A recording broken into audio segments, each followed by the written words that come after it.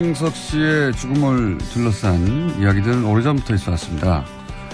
이 죽음을 추적한 영화가 어제 개봉을 했습니다. 근데 영화를 만든 사람이 또 화제입니다. 다이빙 죄송합니다. 다이빙벨을 만든 기자가 영화를 처음으로 만들었었는데 이제 두 번째 작품을 내놨습니다. 이상호 기자 스튜디오에 직접 나오셨습니다. 안녕하세요. 네, 안녕하십니까. 이상호입니다. 김광석 씨 죽음을, 이 영화는 죽음을 추적하는 거죠. 그렇죠. 김광석 씨를 가수로서 기리는 영화가 아니라. 기려야죠. 일단 누군지 알아야 되니까. 지금 20대 분들은 잘 모르세요. 네, 그렇죠. 물어보니까. 네. 그래서 일단 그분이 얼마나 위대한 가수인지, 노래가 얼마나 좋은지를 보여드리고 시작하죠. 일단. 네. 하지만 영화의 주 테마는 김광석 씨의 죽음이 이상하다는 거잖아요. 이상한 정도가 아니라 자살이 아니고 100% 네. 타살이다. 이제 잘 모르시는 분들을 위해서 잠깐 요약하면 목을 매서 자살했다. 한마디로 말해서 어느 날 갑자기. 네. 그때 당시는 어마어마한 화제였습니다. 네, 큰 화제였고 그리고 이제 부인이 당시에 이제 자살인 이유에 대해서 언론 인터뷰를 많이 했었고 그리고 나서 뭐 이상하다는 얘기는 그때부터 있었어요. 네. 처음부터. 하지만 그 자살이라는 게 뒤엎어지지 않고 그냥 자살로 끝났죠. 사건은. 몇 년 전이죠 벌써. 21년 됐습니다. 예. 21년 만에 그 죽음이 이상하다고 이걸 추적하게 된 첫 번째 계기가 뭡니까? 제가 물먹은 사건이에요. SBS에서 특정을 했죠. 네. 야근에. 예. 그리고 제가 혼찌검이 나와서 이제 그때만 하더라도 이제 수습 기자였습니다. 수습 기자였지 않습니까? 근데 기억이 굉장히 남는 사건이었군요. 그럼요, 아팠죠. 네. 물 먹으면 혼나죠, 그때 당시. 혼나는 정도가 아니라 육두 문자 날라오죠. 그래서 오히려 사건이 끝났음에도 불구하고 혹시 남은 게 없나 계속 따라가 봤다. 장례식 내내 장례식장에 있었어요. 네. 그리고 따라가 봤고. 네. 그러니까 지난 20여 년간 계속해서 이것은 이상한 사건이라는 게 머릿속에 떠나지 않았군요. 그렇죠. 당시에 상식적으로 접근하면 다 이상했어요. 근데 워낙 이제 그 부인께서 자살이다라고 강변을 하셨고. 자살의 동기나 뭐 여러 가지 얘기하셨죠. 네, 우울증 그리고 여자 관계 뭐 이런 것들을 제시하셨고 대서특필되면서 이제 묻혀버렸죠. 네. 그런데 취재를 해보니까 둘 다 사실이 아니야. 그리고 오히려 반대야. 그거를 머릿속에 계속 담고 있다가 이제는 이 이야기를 꼭 풀어야 되겠다 생각하시고 그 형식을 영화로 잡으신 거죠, 이제. 그러니까 MBC에 있을 때도 계속 이걸 보도를 추진했었어요. 네. 왜냐하면 주변 분들이 이제 제가 물먹어서 열심히 만회하려고 취재하는 기자 이걸 아시고 주변 분들이 제보를 계속 해주셨어요. 수년 동안. 그래서 이제 뭐 카메라 출동 뭐 사실은 2580 이런 프로에서 보도를 추진했는데 100% 이건 뭐 소송이 들어오는 사건이니까 보도를 못했죠. 근데 이제 회사 잘리고 나서 이제는 뭐 소송을 당해도 회사가 아니라 내가 당하는 거니까. 뭐 제가 뒤집어 쓰면 되니까. 네. 알겠습니다. 자, 그러면 이것은 이상호 기자의 주장이라는 걸 전제로 하고, TBS는 상관이 없습니다. 네. 근데 이게 주장은 아니고요. 100% 팩트로. 이건 당연히 팩트만 추려서. 근데 영화를 보실 분들을 위해서 스포일러를 빼고 그러면 팩트로 기반해서 이 영화가 주장하는 김광석 씨 죽음의 의문점 몇 가지만 얘기해 주세요. 뭐 스포일러가 되겠는데요. 이 밖에도 많은 뭐 증거들이 영화 속에 전편에 심어 있기 때문에 몇 가지만 주요한 걸 말씀드리면 기본적으로 여자 관계 때문에 사망했다, 자살했다라고 하는데 첫 번째 나왔던 이야기니까 그 주장. 근데 알고 보니까 반대더라고요. 그렇군요. 그리고 그건 자세히 얘기하지 마시고 인사에 관한 얘기는 반대였다 어쨌든. 그리고 우울증 약 그거는 어떻게 확인이 된 겁니까? 크로스 체크했고 본인 그 부인분 진술도 받아냈고. 그렇군요. 그리고요. 그리고 우울증 약도 부검 결과 확인되지 않았고. 우울증 약을 복용하고 있었다고 했는데 실제 부검 결과 우울증 약이 나오지 않았다. 그리고 가장 또 중요한 것 중에 하나인데 목에 3번 정도 목에 줄을 감아서 예. 누운 채 발견됐다. 예. 라고 이제 최초 목격자인 부인께서 말씀하셨는데. 근데 그 대목에서 사람들이 다 이상하게 저도 기억이 이제 얼핏 나는데. 네. 목을 맸다면 이제 목이 메어진 채 발견됐어야 되는데. 그렇죠. 발견했을 때 이미 누워 있었다. 이상했거든요, 그때도. 예. 그러니까 이게 목을 매서 대롱대롱 매달린 상태가 아니었고 예. 목을 맨 채 계단에 누워 있었다고 했거든요, 부인께서. 예. 그런데 이제 이미 현장을 훼손한 상태에서 119를 불렀어요. 그러니까 예. 무슨 말이냐면 목에 줄을 풀고 예. 자기가 한 20분 정도 CPR을 하고 예. 그래도 안 살아나니까 이제 119를 불렀다 이렇게 진술했거든요. 예. 처음 발견할 때 근데 이제 소위 목을 매단 채가 아니었다는 것부터 이제 시작하는 거죠. 그렇죠. 예. 그게 전 기억이 납니다. 예, 예. 여하튼 3바퀴를 돌렸다고 했으면 목에 줄이 3개 남아 있어야 되거든요. 눌린 자국이. 줄에 의해서 눌린 자국 3개가 있어야 하는데. 그렇죠. 예. 근데 저희가 확인해 보니까 줄이 1개고 그나마 목 뒤쪽에는 줄이 없더라고요. 아, 목 뒤쪽에는 흔히 남아있지 않았다. 그렇죠. 사큰이라고 하는데 예. 그렇다면 그 경우에 어떤 의미입니까? 라고 저희가 법의학자분들 만나서 여쭤봤더니 네. 그거는 누군가 뒤에서 교살, 목을 졸랐을 때 줄이 교차되잖아요.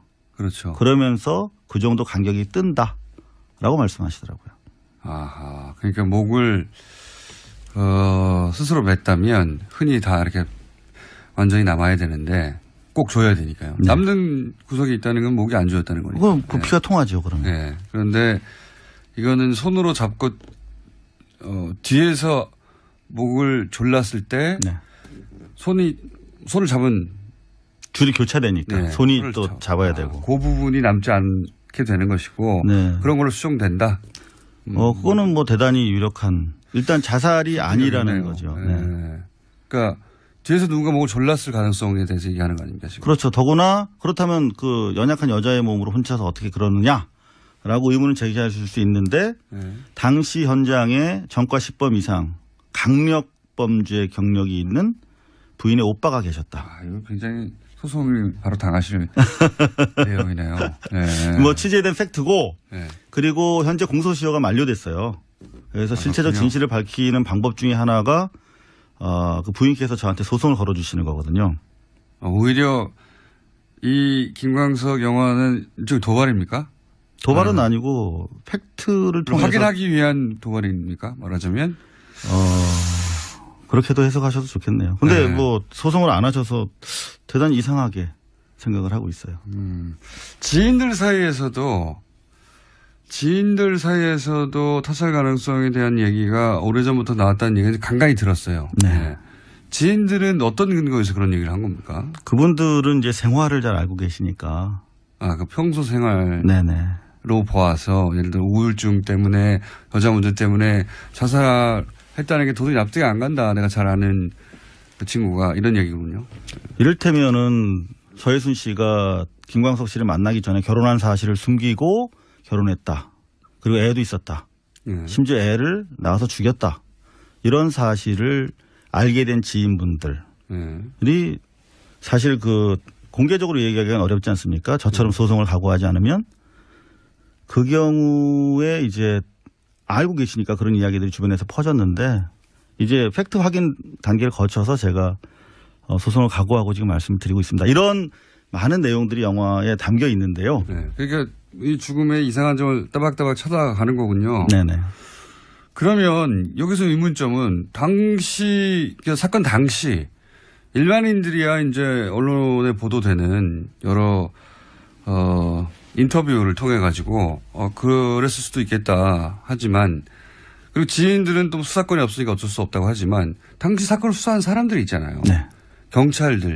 경찰은 그런 언론 플레이에 영향을 받나 하도록 거의 뭐 안 받거나 눈앞에 있는 증거 가지고 판단할 거 아닙니까? 근데 그걸 왜 놓친 거죠? 대부분 이런 내용들은 이제 사후 몇 년, 5년, 10년을 거치면서 주변 분들이 바로 측근, 친구들 이런 분들이 시간이 지나고 나니까 좀 이상하다 해서 저한테 나중에 제보해 주신 부분들이 많아요.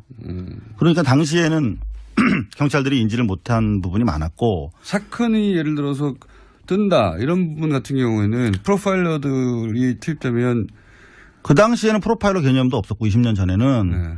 대부분 지금도 그런 관행이 남아 있습니다만 경찰에서 수사한 내용을 국가수에서 확인해 주는 사실 국가수 부검이 뒤집힌 경우가 많아요. 그러니까 대체로 이 변사자를 대하는 공권력의 태도와 수사상의 시스템의 문제를 저는 사실 크게는 지적하고 싶었던 문제인데 이를테면은 현장이 보존되지 않은 상황이거든요. 이 경우는 훼손됐죠. 목격자에 의해서.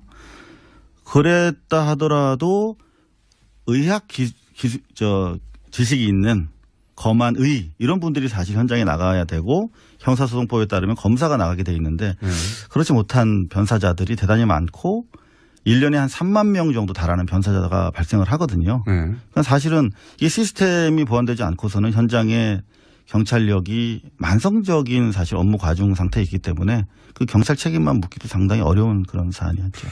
그렇다도 이 사안은 뭐 대단한 그 관심을 불러일으켰던 사건인데 경찰이 그렇게 초동수사 비롯해서 부실했다는 게 잘 이해가 안 가네요. 그래서 사실 예를 들어서 뭐 거짓말 탐지기라든가 기본적인 조사는 했을 거 아닌가요? 그 당시에 부인에 대해서 혐의점을 두고 적극적으로 수사하지는 못했죠. 그 제가 뭐 수습 기자라서 취재력이 한계도 있었습니다만 그래서 나중에 2002년에 검찰에서 제가 다시 기획 취재를 하면서 검찰이랑 접촉해서 제가 인터뷰한 부인의 육성 테이프를 넘겨서 그걸로 거짓말 탐지를 돌린 적이 있어요. 아 그래요? 네. 나중에? 네. 사건 당시가 아니라? 사건 당시에는 검찰이 워낙 완강하게 수사를 안 했어요. 더구나 지휘를. 그분이 뭐 연수 가신다고 짐 싸고 있더라고요. 왜 이런 거 취재하냐고. 그래서 어쨌든 취재한 목소리를 가지고 거짓말 탐지기를 한번 집어넣어 본 적이 있다? 네. 그 결과는 어떻게 나왔습니까? 거짓말로 나왔어요. 근데 이제 직접 간 게 아니라 목소리만 가지고 했으니까 그게 정확도가. 저도 그게 가능하냐고 여쭤봤더니 그게 그 비디오 테이프였거든요. 근데 종합적으로 분석을 한답니다. 비디오 테이프로도. 표정이라든가 억양, 뭐 눈의 떨림, 깜빡거림, 뭐 그런 것들로 뭐 전문가분들이시니까요. 그런데 이건 거짓말이라고 그때 확신한다고 그러시더라고요. 확신한다고 거짓말 탐지기 경찰의 전문가가 얘기했다. 네. 지금 얘기하실 수 없는 또 다른 정황들도 그 안에 영화 속에 들어가 있는 거겠죠. 사실 극히 뭐 일부입니다.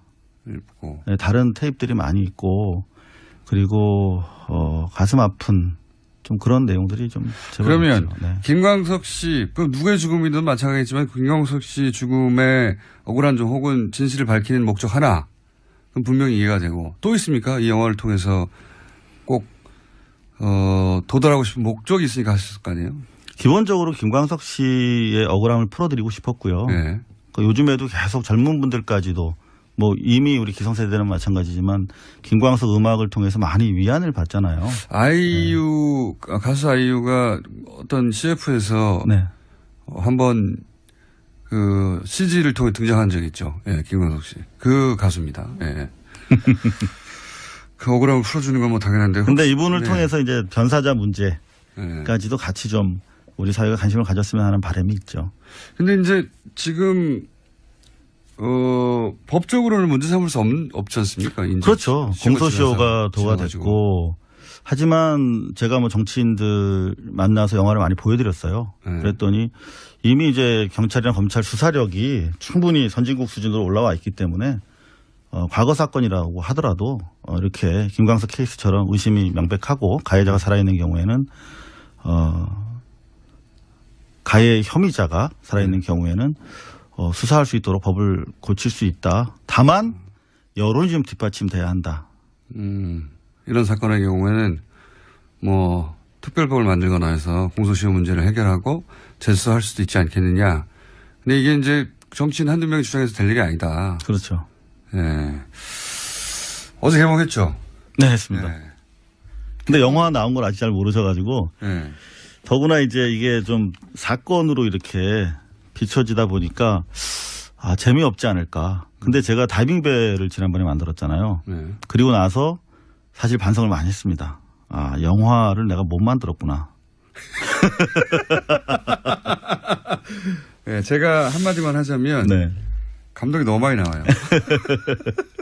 그래서 음악 영화 형식으로 풀어냈어요. 그러니까 6곡의 노래를 썼는데 실제로 김광석 씨가 처했던 삶의 현장 속에서 그 노래들이 다시 나오면서 다시 노래들을 발견했다. 영화적 완성도가 훨씬 올라갔다. 다이빙 배를 생각하지 마시라. 두 번째 감독으로 훨씬 더 높은 완성도다. 예. 자, 이제 가시기 전에 MBC 사태에 대해서 한마디만 하고 가시죠. 영화 공범자들이 좀 크게 역할하고 있다고 생각해요. 예. 영화가 사회를 변혁하는데 얼마나 역할할 수 있는가. 현실 사태와 굉장히 시너지를 네, 서로 교호하죠. 예. 그런 차원에서 우리 김광석도 예. 공범자들의 성과를 이어나갈 수 있는 그리고 그런 공소시효 영화가 됐으면 문제도 좋겠다. 이참에 네. 공소시효가 특히 살인사건 같은 경우에 공소시효가 있다는 게 너무 불합리하다는 얘기 많이 하거든요. 최근 살인 사건은 이제 공소시효가 없어졌어요. 2000년 이전인가요? 그렇죠. 예. 네. 그건 안 되잖아요, 아직도. 네, 안 되죠. 근데 이게 2000년 이전에 발생한 거 아닙니까? 그렇죠. 딱 마침. 그래서 이 영화가 공소시효 문제까지도 공론화하는데 기여했으면 하는 바람이 이상호 기자한테도 있을 것이고 영화 자체도 성공하길 이번에는 빕니다. 네. 블랙리스트에 올라갈 리가 없으니까 이번에는. 자, 여기까지 하고요. 네, 목표 관객수 도달하면 다시 한번 모시기로 할 텐데 목표 관객수가 많이 봐주시면 그걸로 만족하겠습니다. 네, 3,000명 정도로 되는 것입니다. 자, 저희는 반론권을 보장하고 있으니까요. 혹시 이 방송 내용 중에 나 그렇게 생각하지 않고 혹은 뭐 당사자가 직접 연락하시면 저희가 반론 기회를 드리겠습니다. 이상호 기자였습니다. 감사합니다. 네, 불러주셔서 감사합니다.